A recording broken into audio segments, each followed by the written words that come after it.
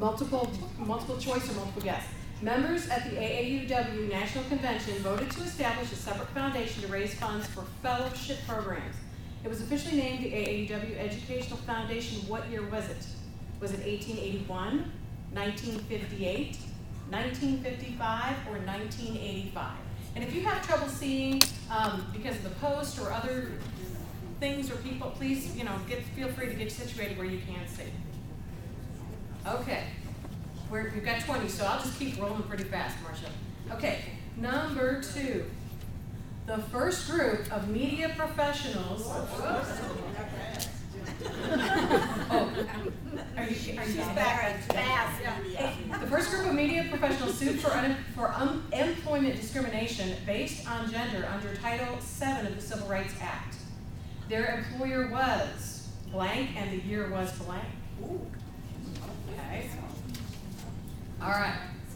Number 3. What was the first college or university that became co-educational? Was it Hillsdale College, our neighbors to the north? Was it Sarah Lawrence? Was it Oberlin College, our neighbors to the east? Or was it Harvard? Okay. Sorry, I'm not giving everybody much time because we got to keep rolling and I want to keep to our time. Okay, number 4. AAUW urged support of what United Nations Declaration in 1979? It's the Declaration of the blank, an official kind of proclamation from the UN. Okay, number 5.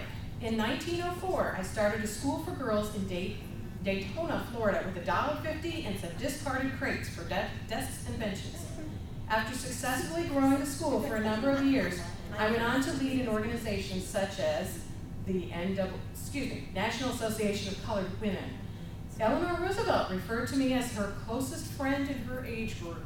Who am I? Am I Ida B. Wells? Am I Nancy Pelosi? Am I Maya Angelou? Am I Mary McLeod? I'm sorry, I got to butcher this. Mary McLeod Bethune. Okay, next question. What was the AAUW position on IRAs and Social Security in 1979? And kind of the relationship between IRAs and Social Security. I don't want to tell you anymore. Okay, next question. Number 7. Which First Lady established the Washington Female Orphans Asylum? Now, it was not an asylum as far as for people with mental issues. It was an orphanage and a school that was the first of its kind in the city in Washington, D.C. Was it Dolly Madison? Was it Louisa Adams? Was it Hillary Clinton or Eleanor Roosevelt? Okay. Shh. You don't want to give away your answers because you don't want people to get the answers so you can get the prize. Okay, number 8.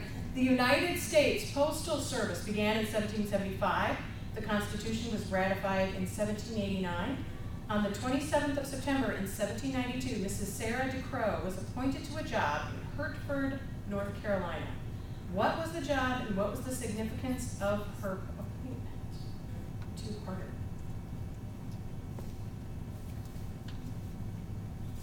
Leave that up for a minute since that's a writing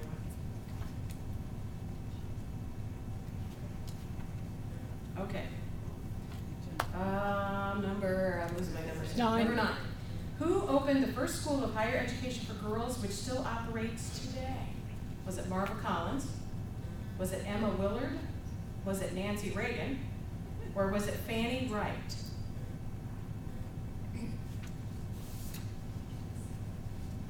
Okay, my last one. Okay. Then you get to read. Okay, number 10. AAUW supported drafting women for women's branches of the military on the principle of equality of responsibility as well as equality of rights in what year? Fill in the blank.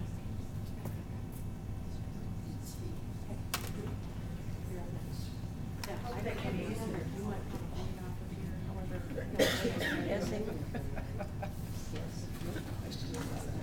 Now, my numbers are not correct. So, okay, I think we're ready for the next one. Okay. Disregard the go back. was written in 1923 by Alice Paul, suffragist leader and founder of the National Women's Party. The ERA was introduced in every session of Congress between 1923 and 1972, when it was passed and sent to states for ratification, with 38 required to ratify.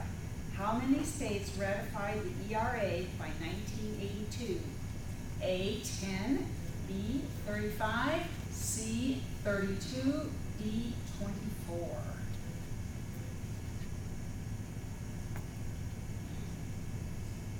Okay.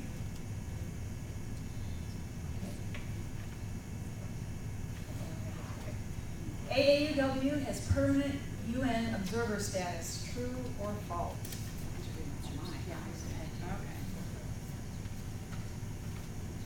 How many questions are we going to get? 20. We told you the number 1 to 20. Now, many of you are former teachers, don't you?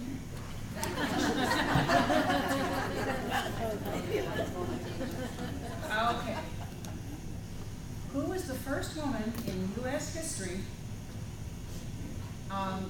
elected to a congressional office?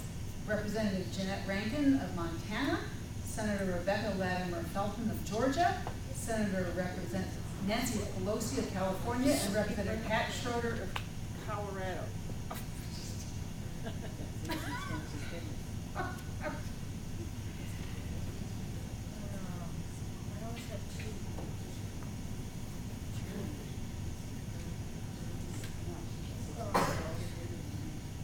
Okay, next Okay. one. From initial efforts in 1921, how long did it take for a federal Department of Education to be established? How many years? We'll give you a few one way or the other because it's going to be hard to know the exact one. Okay, next one. Yeah. 15. About what issue did AAUW publish a statement in 1953? Federal equity pay law, communism, the Civil Rights Act, women's right to wear a flag. I think we know the answer to that one. Or at least what it's not. Yeah, well, I thought it was right to wear a flag, but That that wasn't all that we these questions. just had that. In 1991, what UN goal did AAUW support? Was the goal achieved?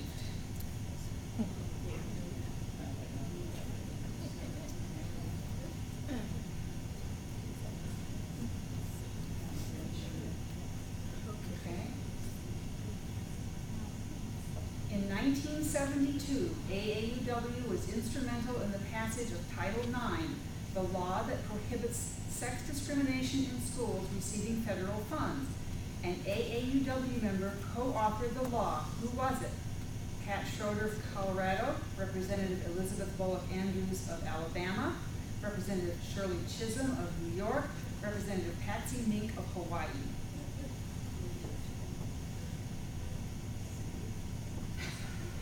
I see some bewildered faces out there.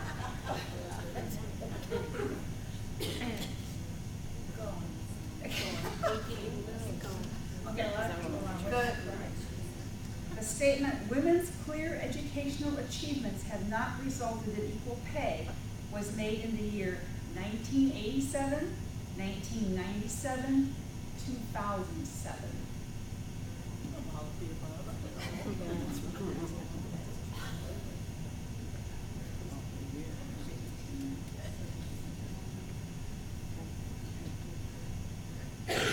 Okay. After 7